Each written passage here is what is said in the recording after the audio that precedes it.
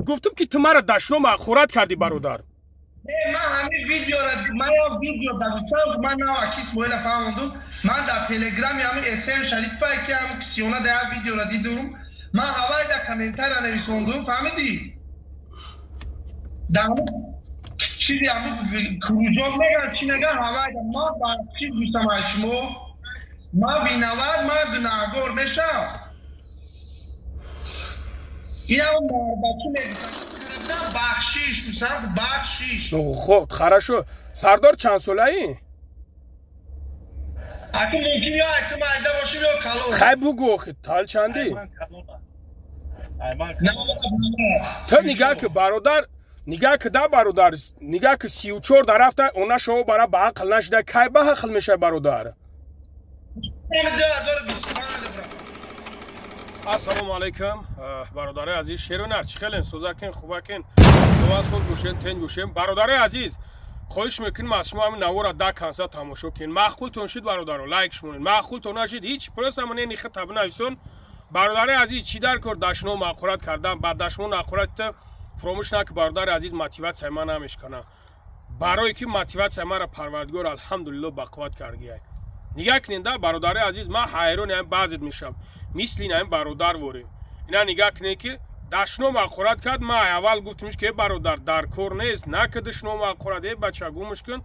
گزاوت کرد دشنو مأخورت کرد نو نکنید سو ما بخشش پرسیده که نوری مرا نبرد ما با خاطر برآورده استمش که بعضی همین نامردو دا درد شود در کار نیست مرد بچه این زنگ بزنین نمر ما میدونین مردک وری گپ زنین مرد بچه نیستین لوچی ایگرد تریتوری هم دور بستین چی در کار بچه من پدر مادر دارم شما هم پدر مادر دارین وقتی که پدر مادر مرد دشنو مأخورت میکنی بیگناه یقین بدون که پدر مادر خودت میروه مردک خوب بگه یا مرد باش یا در خدمت مرد باش الحمدلله بچه هم خدمت کسیم هم مردکیم چوکنیم دیگه چی در کار برادر عزیز دشنو مأخورت نوارد ده کنسا تماشا کنیم برادر عزیز بنویسونین منینیو اختونه همین خیلی اشیب که کردن در کار نیست ده برادر عزیز همین کار برو با فکر ما استوید نیست که یا برادر تا بخیزی دشنو مأخورت کنی و یا برادر تا بخیزی خفا کنی یا بچه همو یا کس ده کسی هم خیلی همین درون یوتیوب ده الحمدلله مقصد خدمت میکنیم تا کمه برادر رو نه برات باید کوشش کنیم که موتیواسیون گیریم باید دبر تو نه برات ژلز نیوری چیخ باشیم همین کار برو در کار نیست برادر عزیز خدا نگهبان تون باشه در امان الله باشه نوار ده کنسا تماشا اکا اسماعیل جون لبای برادر اکای لنگری همین برادر باور که به حدوث نزدیک خطاگی کرده این خودشم نه اکا اسماعیل نه قبول برادر پروسا همین برادر مرا بگه که من چی گناه کردم مرا من خطیت نشیشتم نخستم میسال ایدردی نیدم تا من اکیس مویل نمیدونم میسال من میسال کی هستم من که خربکی بخشید سردار تو حاضی مرا گفته سایی که نگاه که جورا تو حاضی مرا گفته سایی که دشنوم کردی دشنوم ما کردم یا که تو کردی برادر وقتی من تلفن من در کامنتار نویساندم دشنوم کردی گفتی سردار گوش که برادر سروسی من نشه من والله قسم یگم شخصیت پروست تک دشنوم نمیکنم تو در کامنتار گفتی که فلانت کنم گفتی برادر چی گفتم؟ گفتی فلانت کنم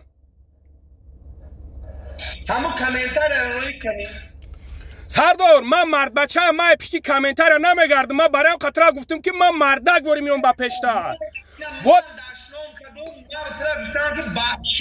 نه تو مرا سردار تو حاضی مرا گفته است که تو دشنام کردی در حالتی که تو دشنام کردی نه این که من دشنام کردم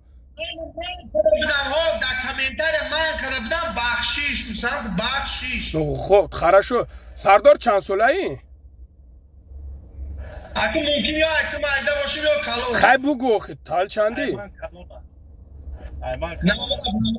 تو نگاه که برادر نگاه که ده برادر نگاه که 34 درفته اونا شو برای به عقل نشده که به عقل میشه برادر 2025 براتم انشالله به عقل براتم من گوشم که هر یا انسان خطاگی میکنی من گوشم بخشیش سردار سردار من الله شاید برادر یگان کس دشنام نمیکنم پروست تک برادر من با برادرت گفته استم من گوشت من ترام چون برادر بخشیش بشم با چی گفت دیگه چی گفت من زیاد بشم هیچی تمام признаваться کردی اشیبکتا اشیبکر من کردم من بخشیش میخوام تمام پرابلم نیست تمام او ویدیو تا удалить میکنیم نه ویدیو تا میپرتم پرابلم نیست تمام پسکای با دیگراش اوراق شوا بفهمنده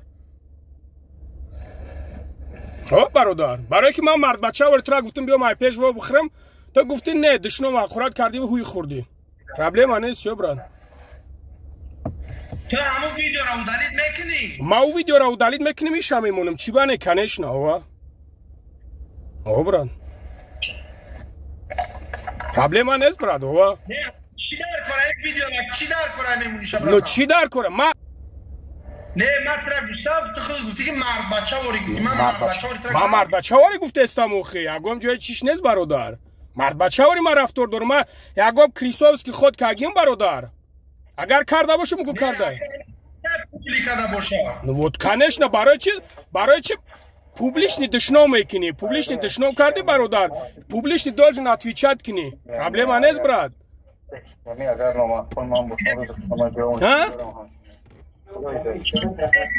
نه من نچسبیدستم من سوزم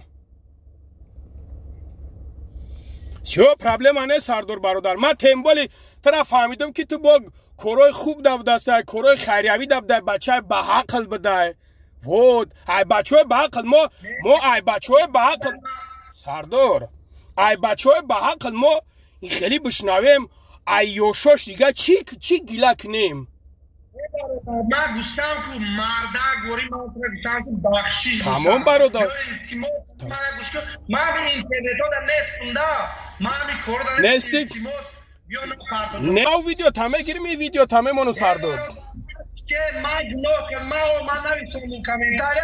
تو هم اینشالله لوبای و سنگ پترزبورگ بیا یا جو میشینم اگر من گفت یگام آدم نیتو باشم خیلی بگو که سردار تو پاژیز نیتوی بگو چی با برای چی؟ برای که من ترا گفتم که برادر به ته ادرس هم میام تو در مردکی ما سمنیوت سکردی آدرس نمی کافه اسمو کافه معروف نه تو همون زمان نمیتونستی بگوی ما به یگام گپ به یگام میسوسم پروست ادرست پرستم برای چی بگو سردار برای دیدمت بچه کلانی ریش داری بچه بوزبالای دیدمت ما گفتم ما باید هم مردک رو پروش گپ زنم که ما بخوام ما چی گناه دارم برای چی این همین انسان این بوزبالا بچه مردک کلان این است ما فهمیدم که سین سالت که دیگه تا هم خیلی 33 34 تا 35 هم خیلی هستی من از یوشوش چی گیله کنم که ما چیکار کردم ما ترا گلازه پوشم دیگریش گلازه پوشم دیگریش پوشم برادر جون آخه من ژلزنی نیستم مرم رنگ شما مادر دارم مرا مادرم به دنیا آوردگی من میگم که برای چی همین برادرها نینوید میکنن یک برادری تاجیک شونه در کدام اساس اگر حرام خورده باشم الله لعنتم کنه اگر حق یک کس خورده باشم الله خار ذلیلم کنه میبرم همین گپا را گپ میزنم در حالتی که یک LGBT میبرد خیلی که از نام شگرفتی گپ زدی نمی چیکار کرد ای تکد او تکد از پشت همونا شما میخیزن قطیما رزبارید سپارید میکنین من مردکی تونا نمیبینم وا خوردن تونا من گوشت میکنم برادر چی بانه من بچه رو گوشتم که بیا به همین ویدیو شود تمام شود همیتو ما گفتم برادر ما اوشا میگیرم پرابلم نیست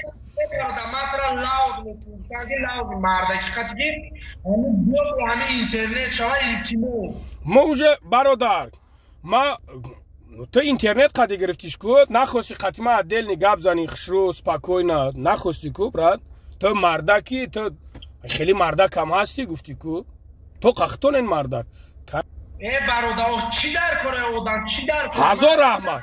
هزار رحمت هزار رحمت من گوشتم که تو گوشتم این مرد بچه بخشیش گفتی یا بدونه بله ما همین مرد بچگی را کدیم گوشتم من گوشتم که همین به ویدیو شوا همین گوشتم تا نه اوخه مرد بچگی را در چی میبینی برادر مرد بچگی را دلاو در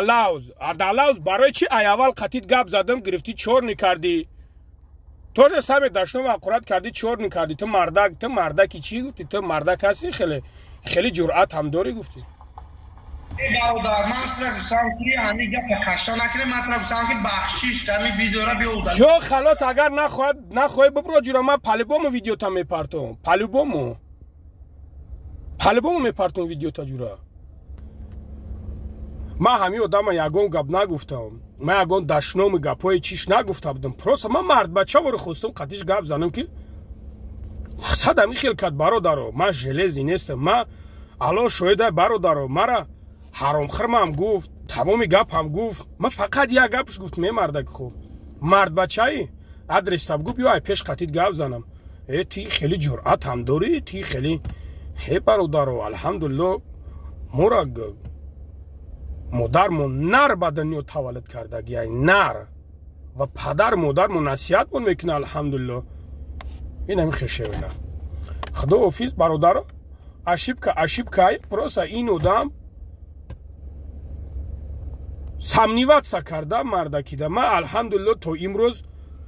من برادر من کوشش میکنم که یک کس دستگیری کنم من کوشش میکنم برادر عزیز فقط یک کس یاردم کنم کوشش میکنم که یک کس مرا رحمت مگه خلاص برادر عزیز برای که من دنیا دا دیده استم که چخیل بچه های بوزبالا چخیل بچه های جوان مرد الله جونشون گرفته استن حتی بعضش سبحان الله نگاه میکنم با توبه و با ندامت اسپید نمیکنن الله جونشون میگیره برای اون قدر برادرو اینم خیر خدا حافظ